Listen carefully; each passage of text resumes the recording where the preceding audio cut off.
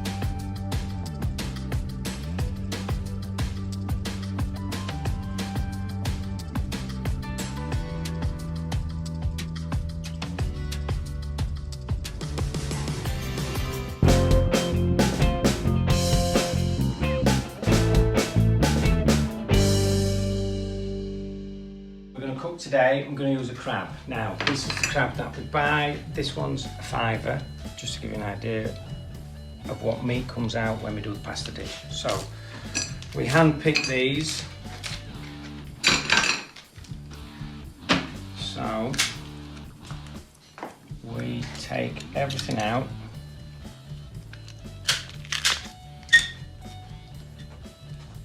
All the bits you can't eat. So you get a mixture of brown and white crab. So you get a mixture of brown and white crab. So brown crab.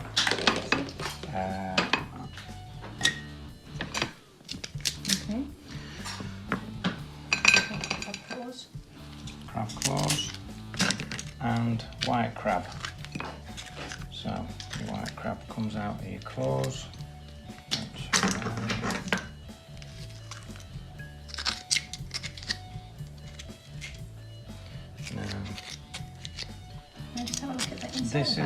This is a shellfish picking tool, but you can use the back of a spoon. I was having a look inside that. So take the dead men's fingers off, or the gills. They're not poisonous at all, but they look like fingers that have been in the water too long. So brown crab meat out, and then the brown crab meat out of the head. So that's your brown crab meat for later. Discard everything there. So we actually take the meat. And you do each and every.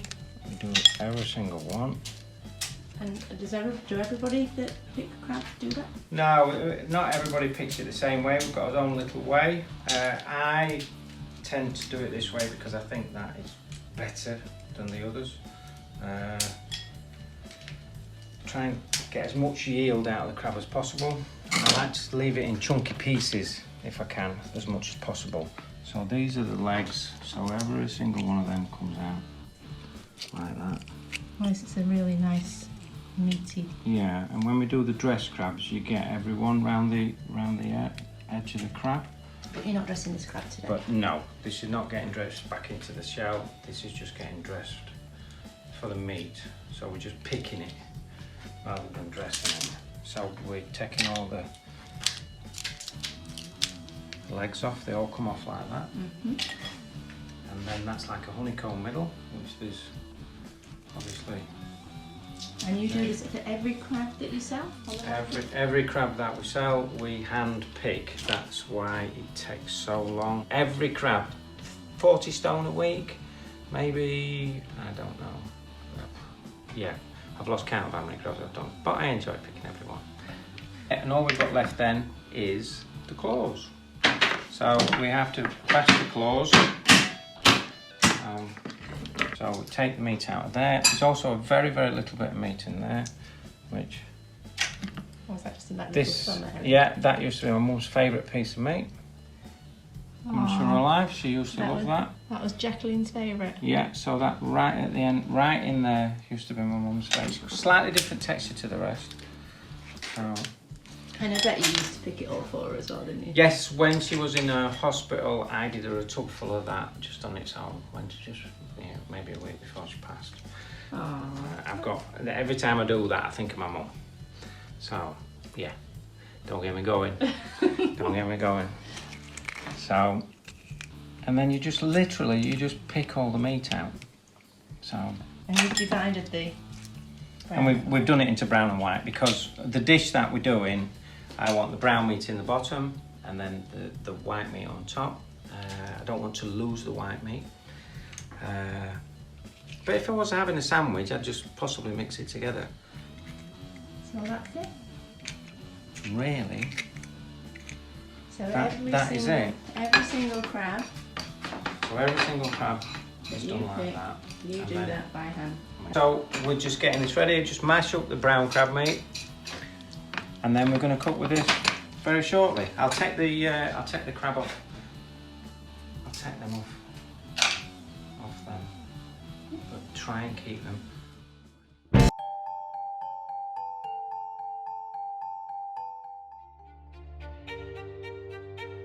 Now, today we're going to talk about the importance of sharpening a knife. So for this, you're going to need a knife and steel. So the perfect way to sharpen a knife is you have to start from the back of the knife and go all the way to the front of the knife. Now this makes sure the whole knife gets sharpened. So when you get used to the top, you go to the bottom, top, bottom, top, bottom, bottom. The importance of this, your hand guard, is always keep your hands behind that line. Otherwise, you're over that side, you're not protected at all. And it's important to make sure your knife is sharp because when you're cutting and cooking, it's a lot more dangerous to have a very blunt knife. It slides off the whatever you're cutting, especially onions, really bad form. So, top, bottom, and that's how you sharpen a knife.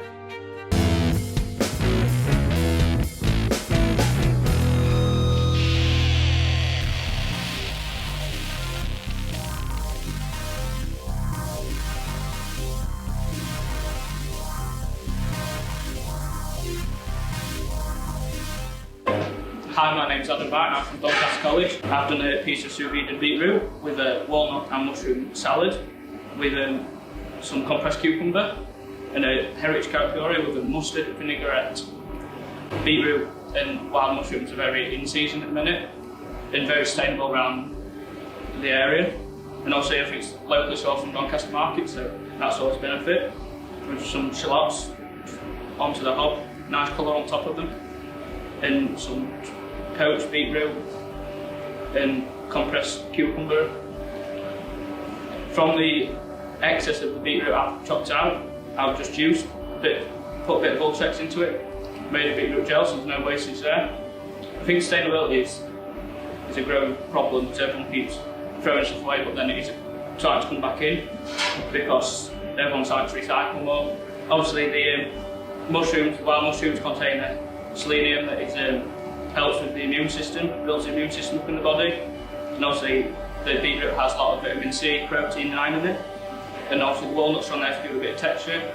Although that is really high in protein as well, so it always helps.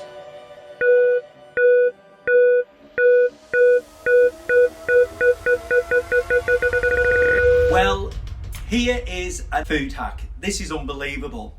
All you need is some boiling water and you can pop it in a thing called a pot noodle. Okay, now this is really clever. Not many people know this. Inside the lid, you can actually, to get the perfect pot noodle, you just simply put the water up to the line and you leave it 2 minutes and Bobby Socks, it's all ready. And there's another food hack.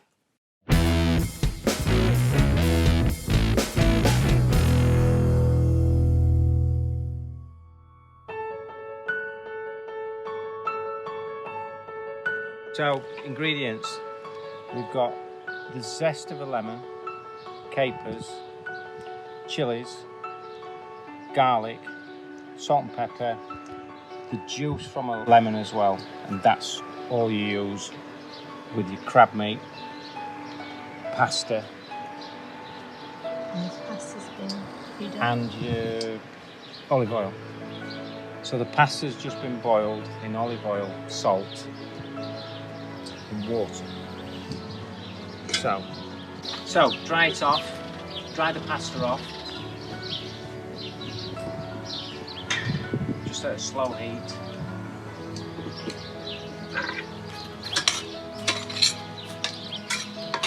And then we need the plates. Well, that's the only problem with cooking in the garden, everything inside. So let's get this ready. I'll just plate one up and we'll go from there. So there's the bin.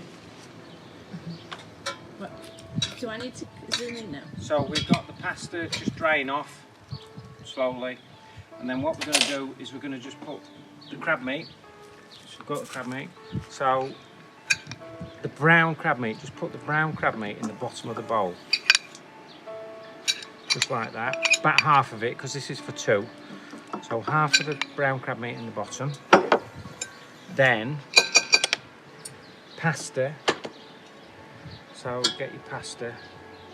And can this be linguine or? This can be, yeah, spaghetti's my favourite pasta, to be fair. So, there we go. And that looks like it's for two, darling. No, that's just for me. That's for one. That's just for one. So there's your pasta in there. Then we've got some olive oil. Pour some olive oil on. Good slug of olive oil. And get round the edge of your plate as well, because it looks nice like that. So a decent slug of olive oil. Then you're going to put capers in. Half the capers. Lemon zest depends on how much you like lemon zest, really, because I like the bitter taste. I do like the lemon zest taste. I have to say it's one of the flavours that I Yeah. have in it as well. Then your chilies, and again, depending how hot you want it, depends what sort of chilies you have. But nice red chili just gives it a bit of colour as well. That in there.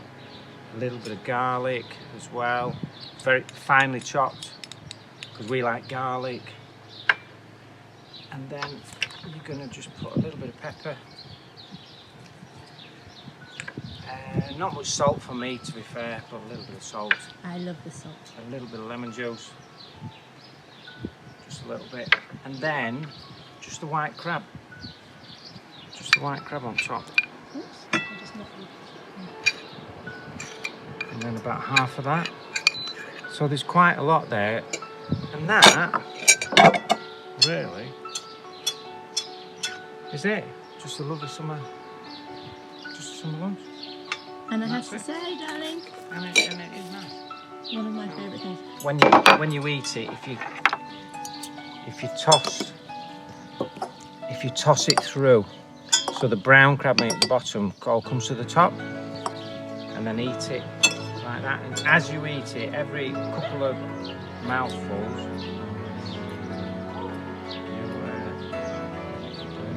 that's quite a big spoon, but it's got quite a big mouth, to be fair. Proper. Is that good?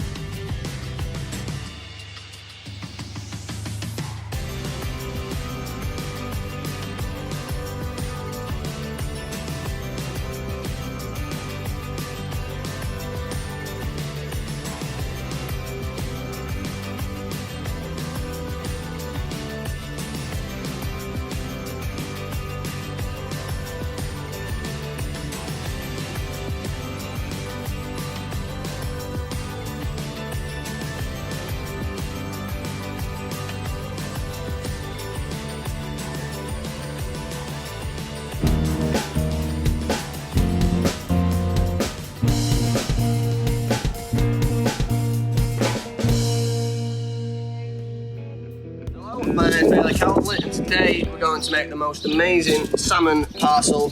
It's easy for summer, quick, simple. What can go wrong?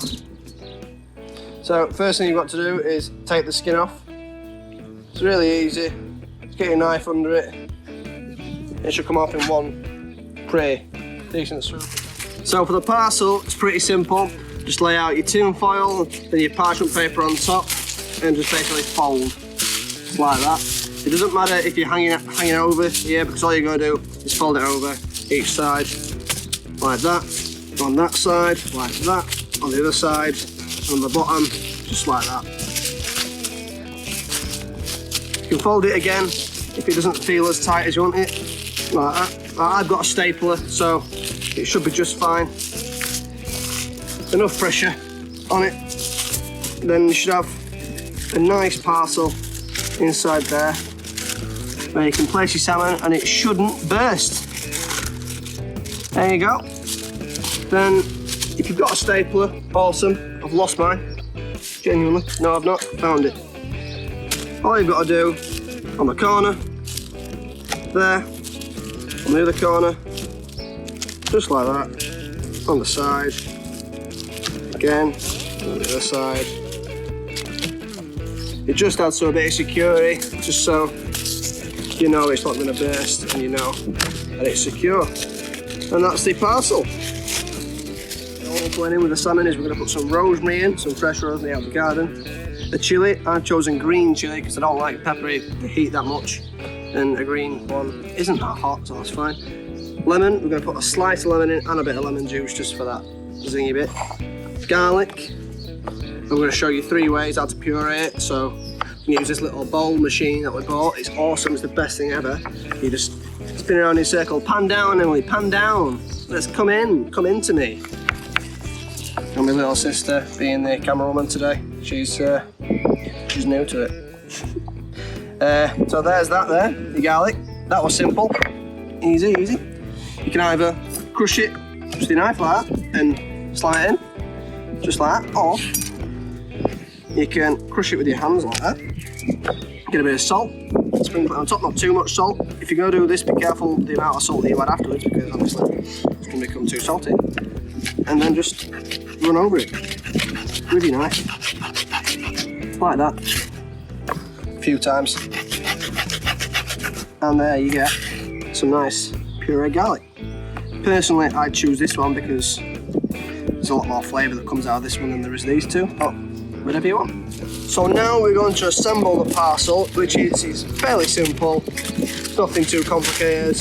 First, to start off with placing your salmon nicely inside, like so. Just like that, see the salmon's inside there, like that, see that? Then just add your aromats in. So your garlic, chuck it in like that. It doesn't matter what order you put it in. Your butter, that can go in. You don't have to use butter if you don't want. It's just, I like butter, so I'm going to use it. Your chilli, there. So I've only used half of that chilli because again, I don't like too much heat in my food. I think it puts me off.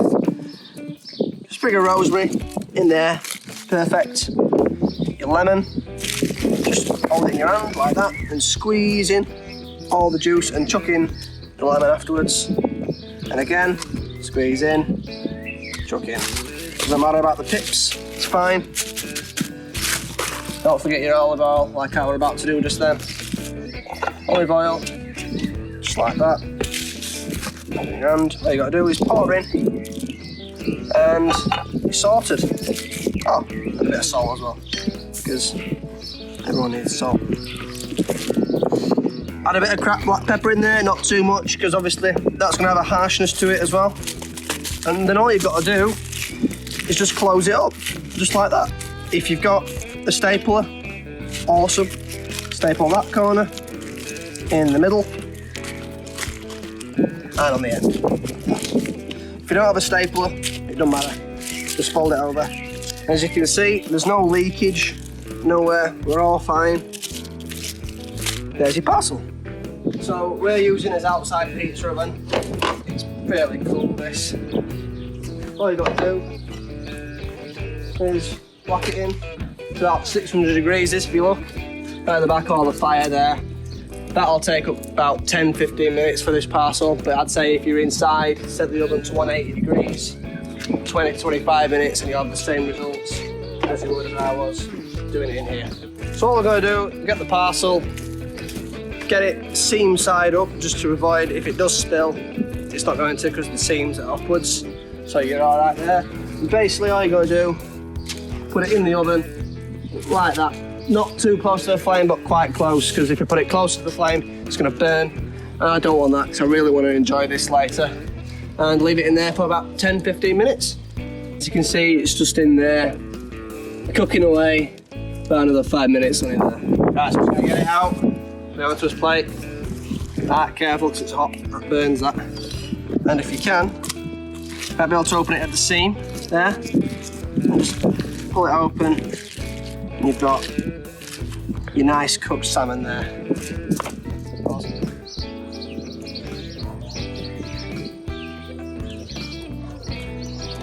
Oh, nice. Thanks for watching, I hope you can try this out.